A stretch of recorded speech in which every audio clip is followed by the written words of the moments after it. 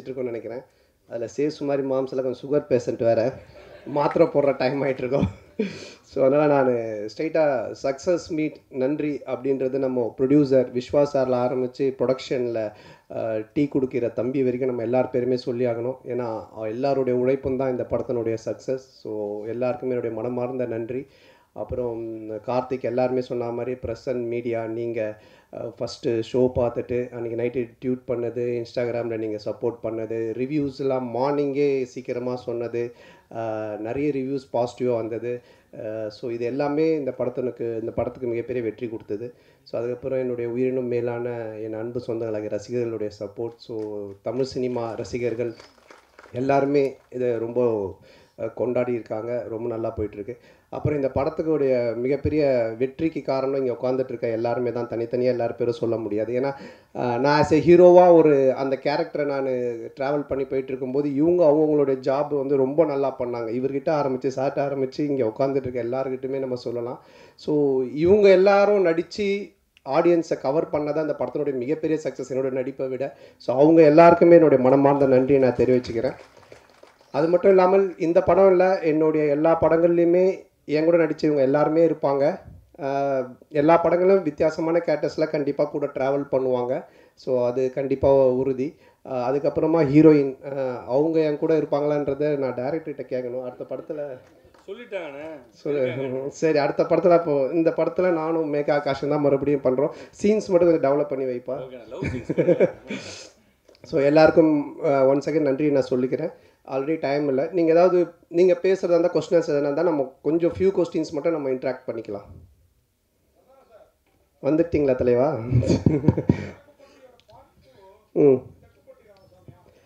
இல்லை, தெற்குப்பட்டி தென்ராசு அப்படின்னு சொல்லி நாங்கள் ஒன்று யோசித்து வச்சுருந்தோம். ஆக்சுவலாக வடக்குப்பட்டியிலேருந்து அந்த சைடு போயிட்டோன்னு. பட் இப்போது அதை விட வேறு ஒரு ப்ராஜெக்ட் போயிட்டு இருக்கிறதுனால இது கண்டிப்பாக பண்ணுவோம். இல்லை, அது நீங்கள் பார்க்குறவங்க தான் முடிவு பண்ணிக்கணும். ஆத்திகராக பார்த்தீங்கன்னா இது ஒரு ஆத்திகர் படமாக தெரியும், நாத்திகராக பார்த்தீங்கன்னா இது ஒரு நாத்திகர் படமாக தெரியும். ஏன்னா மக்கள் ரெண்டுமே மிக்சடு, எல்லாருமே கலந்து சினிமா என்ஜாய் பண்ணுன்றதுனால அப்படி ஒரு கிளைமேக்ஸ் தான் டேரக்டர் வச்சுருக்காரு. நீங்கள் ஆத்திகரா நாத்திகரா?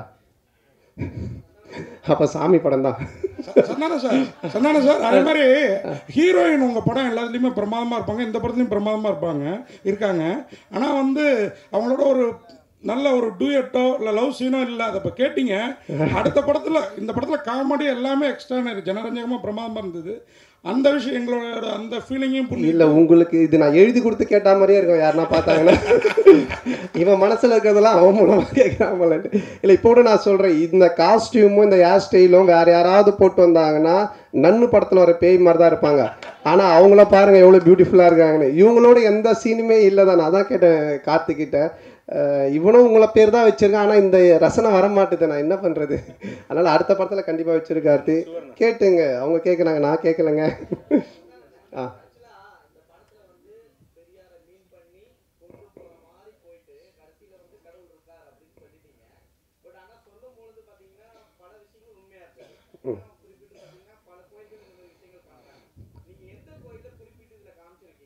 அதான் காமிச்சிருக்கேன், கண்ணாத்தா கோவில். இல்லை, நீ இந்த கொஸ்டினை வேறு மாதிரி மீன் பண்ணி கொண்டு போகிற போல். அந்த மாதிரி எந்த கோவில் எதையுமே நம்ம இது பண்ணல. எந்த கோவிலாக இருந்தாலுமே அதை வச்சு கடவுளை வச்சு காசு பண்ணுறவங்க மேலே தப்பு. அதே மாதிரி அந்த கடவுள் நம்பிக்கையை வச்சு அரசியல் பிரச்சனை பண்ணுறதும் தப்பு அப்படின்றது தான் காமிச்சிருக்கோம். உனக்கு எப்படி தோணுது? கடவுள் நம்பிக்கை இருக்கிறவங்களுக்கு இருக்குது, இல்லாதவங்களுக்கு இல்லை. ஸோ அதனால் அவங்க ரெண்டு பேருக்குமே அதை பொதுவாக தான் வச்சுருக்கோம். என்னை பொறுத்த வரைக்கும் இருக்குது. நான் சாமி கும்பிட்றவன், நான் ஆன்மீகவாதி, நான் கடவுள் நம்பிக்கை உடையவன். இப்போ கூட கயிறு கட்டிகிட்டு இருக்கேன். அதனால் என்னை பொறுத்த வரைக்கும் இருக்குது. இல்லாட்டி நான் சூளை வச்சுட்டு நிற்கவே மாட்டேன். அதனால் சார், இந்த படம் ரிலீஸுக்கு அப்புறம் இந்த முன்னாடி அவர் கேட்டார்ல அந்த இஷ்யூ, அது மக்களுக்கு கிளியர் ஆகிடுச்சுன்னு நம்புறீங்களா? ஆமாம், இல்லைனா இது வெற்றி படமாக இருக்காது. யாருமே சிரிச்சிருக்க மாட்டாங்க, கைத்தட்டி இருக்க மாட்டாங்க, ரிவ்யூஸ் நல்லா வந்திருக்காது. நீங்கள்லாம் பார்த்துட்டு பாராட்டி எழுதியிருக்க மாட்டீங்க. நீங்களே இந்த கேள்வி இப்போ கேட்டிருப்பீங்களா? வேறு ஏதாவது தான் எழுதியிருப்பீங்க. அதனால் அது மக்கள் ஏற்றுக்கிட்டாங்க. மக்களுக்கு புரிஞ்சிடுச்சு இவங்க என்ன சொல்ல வந்திருக்காங்க.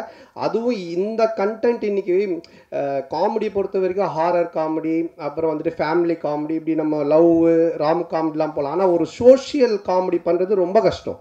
டைரக்டரால் ஈஸியாக பண்ணவே முடியாது. ஏன்னா சோஷியல் கண்டென்ட்டில் கை வைக்கும்போது ரொம்ப பார்த்து வைக்கணும். ஏன்னா 2 விதமான ஆட்களுமே இருப்பாங்க.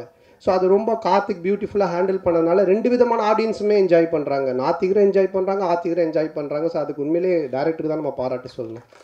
அதே மாதிரி கூல் சுரேஷ் இந்த கண்ணாடியை நீங்கள் கொடுத்ததா தான் சொன்னார். அதுக்கு அந்த கருப்பு பெயிண்ட் அடிச்சிருக்கலாம்ல படத்தில் வர மாதிரி. உண்மைதான். இதோட அந்த கண்ணாடி யாரும் யூஸ் பண்ண மாட்டாங்கன்னு நினைக்கிறேன். திருப்பி நீ வாங்கி யூஸ் பண்ணி பரத் பண்ண மாட்டேன்ல. அது அவன் அப்படி தான் பிக் பாஸ் வந்து ஒருத்தர்கிட்ட ஒரு ட்ரெஸ் வாங்கி வந்திருக்கான். அவங்க பேர்லாம் சொல்ல மறந்துட்டா, கண்ணாடி மட்டும் சொல்லிட்டா இவர்கிட்ட இருந்து வாங்கினேன்ட்டு. அவனை பற்றி நீங்கள் பேசினா பேசிக்கிட்டே இருக்கணும். அதுக்கு தான் அவன் ஏதோ ஒன்று பண்ணுறான், அது கண்டுக்காதீங்க. அண்ணா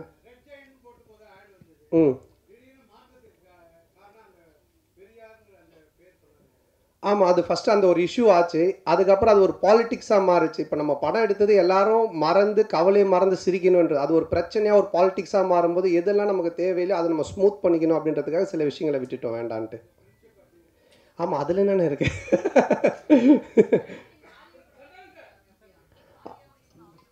ஆமாம், அதில் ஒரு ஹீரோயின் கிடச்சிட்டாங்க, இன்னொரு ஹீரோயின் மட்டும் கிடைக்கல. கொஞ்சம் அப்படியே பார்த்துக்கிட்டு இருக்கோம். எங்கே பத்திரிகை உலகின் நயன்தாரா மட்டும் இருக்கீங்க, அனுஷ்கா காணோம். அனுஷ்கா வரலையா? ஏன் அதை விட முக்கியமான இதில்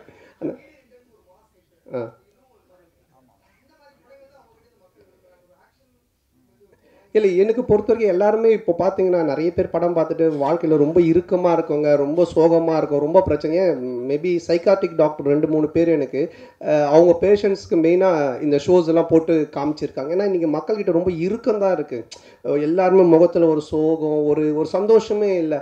அட்லீஸ்ட் நம்ம கடவுள் ஒரு விஷயத்த கொடுத்துருக்கேன். நான் என்னோட சின்ன வயசில் ஆரம்பிக்கும் போது என் கூட இருக்கிற எல்லாரும் நான் சிரிக்க வச்சுக்கிட்டே இருப்பேன். அது வந்து பாலாஜி அண்ணனோட சேர்ந்தேன். அப்போ அவர் வந்து பாப்பா என் கூட டிவியில் நடிப்பான்னு எனக்கு கூப்பிட்டு வந்தார்.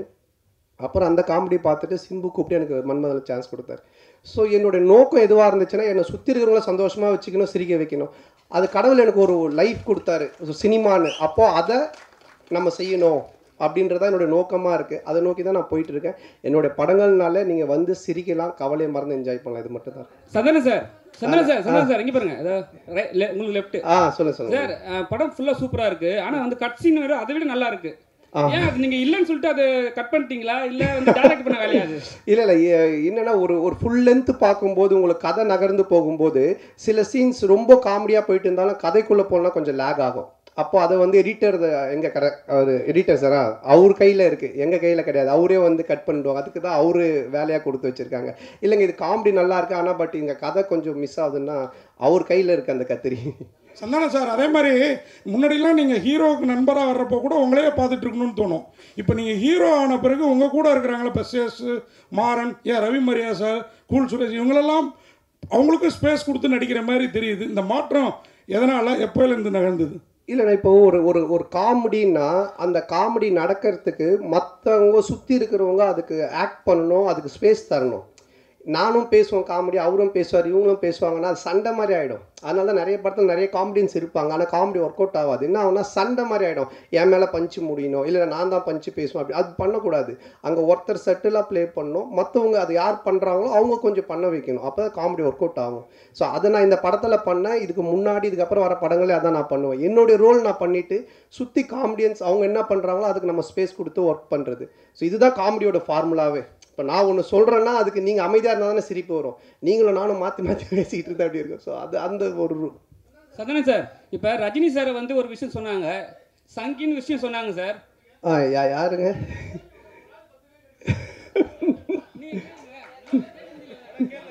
சரி அண்ணன் கேட்டு முடிக்கிட்டா அப்புறம் அண்ணன் கேளுங்க, நீங்கள் கேளுங்கண்ணே.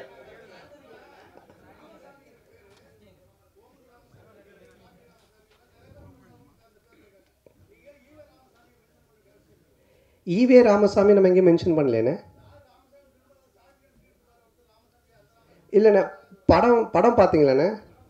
படத்தில் அந்த பையன்கிட்ட வந்துட்டு கடவுள் நம்பிக்கை இல்லைன்னு ஒன்று சொல்லுவாங்க அவங்க அம்மா. அதாச்சும் கடவுள் இருக்காரான்னுவாங்க. நான் இவ்வளோ கஷ்டப்படுறேன், பானை செய்கிறேன், நான் எப்படி கடவுளை நம்புறதுன்னு அவன் சொல்லுவான். அதுதான் அந்த கேரக்டர் கேட்பாரு, நம்ம ஜம்புலி ஜெகன் கேட்பாங்க. இது வந்துட்டுண்ணே நம்ம வந்து இல்லைண்ணா, இப்போ வந்துட்டு நீங்கள் குப்புசாமி, கந்தசாமி என்ன பேர் வேணாலும் வைக்கலாம் நம்ம படத்தில். ராமசாமி, வடக்குப்பட்டி ராமசாமின்னு வச்சதுக்கு காரணம் என்னென்னா, டைரக்டர் வந்து கவுண்டமணி சாரோட ஃபேன், நானும் அவருடைய ஃபேன். டிக்கி லோனான்றது அவரோட டயலாக்கு. அதே மாதிரி வடக்குப்பட்டி ராமசாமின்றது கவுண்டமணி சாரோட டயலாக். இதுக்கப்புறம் நான் ஆர்யா நடிக்க போகிற படத்துக்கும் கவுண்டமணி சார் டயலாக் தான் வச்சுருக்காங்க. இதே இந்த ஒரு டயலாக் வராமல் இந்த நான் சொன்ன இந்த காரணங்கள்லாம் இல்லாமல் திடீர்னு நீங்கள் ராமசாமின்னு ஏன் வச்சிங்கன்னு கேட்டிங்கன்னா அது சரியாக இருக்கும். அண்ணா ஒரு கொஸ்டின் தான் சொன்னீங்க, 4 கொஸ்டின் கேட்டுங்கிறீங்க சார். அண்ணா இங்கே பாருங்க, அண்ணா இங்கே பாருங்க. இல்லை அண்ணா ஒரு நிமிஷம் முடிச்சார் சார். அண்ணா உங்கள் பேர் என்னண்ணே? அண்ணாதோரா. அப்போ நீங்கள் வந்து ஏடிஎம்கேல வந்துட்டு இதுவாக இருக்கீங்களா? டிஎம்கே வந்துட்டு ஏன் நீங்கள் அண்ணாதோரன் பேர் வச்சிருக்கிறீங்க அப்படின்னு கேட்டால் என்ன சொல்லுவீங்க? என்னென்ன இதா அடுத்த கொஸ்டின். அண்ணா சோஷியல் மீடியாவில் வந்து சங்கின் வந்து ஒரு பெரிய ஆக்டரை சொல்லியிருந்தாங்க. அதுக்கப்புறம் நீ அந்த ஈவேரா மேட்டர் எடுத்துன்னு வந்து உங்களையும் வந்து சங்கின்னு சொன்னாங்க. அதுக்கு ஏதாவது பதில் இருக்கா உங்களுக்கு? சங்கின்றது என்னங்க? இப்போ நான் கூட 6வது இல்லை, நான் ஸ்கூல் படிக்கும்போது ஒரு பொண்ணை லவ் பண்ணியிருந்தேன். அந்த பொண்ணு பேர் சங்கி தான். நான் சங்கின்னு தான் கூப்பிடுவேன். அதுக்காக சங்கி ஆகிடுமா? என்னங்க இருக்கு? Next okay sir. அதே டயத்தில் இப்போ ஒரு கேள்வி, இதான் நேர்கள் ரவி சார் பேசுகிறப்போ வடக்குப்பட்டி ராமசாமிக்கு சலாம் போடுங்கன்னாரு. லால் சலாம் ரிலீஸ் ஆகிருக்கு, அடுத்த வாரத்தை நோக்கி போகிறதுனால அந்த டைலாகை யூஸ் பண்ணாரா தெரியலீங்களா? சார்கிட்ட தான் கேட்குறேன் அவர் என்ன மீனிங்கில் சொன்னார் அப்படின்னு சொல்லிட்டு. ஆனால் ஏதாவது முடிச்சது லாஸ்ட் கொஸ்டினா?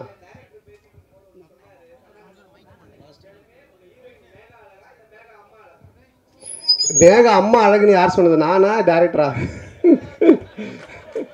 இல்லை கண்டிப்பாக 2 பேருமே அழகு தான். ஸோ அதனால் ரொம்ப சந்தோஷம் உங்கள் எல்லாருமே சந்திச்சதில். ரொம்ப இவ்வளோ நேரம் பொறுமையாக இருந்து இந்த ஒரு வெற்றி சக்ஸஸ் மீட்டுக்கும் சப்போர்ட் பண்ணிட்டு இருக்கவங்க எல்லாருக்குமே ரொம்ப நன்றி. தொடர்ந்து சப்போர்ட் பண்ணுங்கள். நீங்கள் எனக்கு சப்போர்ட் பண்ணுறது, யாரெல்லாம் சிரித்து இந்த படம் பார்த்து என்ஜாய் பண்ணுறாங்களோ அவங்க எல்லாருக்குமே நீங்கள் சப்போர்ட் பண்ணுறதுக்கு சமமான ஒரு விஷயம். ஸோ எல்லாருக்குமே என்னுடைய மனமார்ந்த நன்றி. தேங்க்யூ.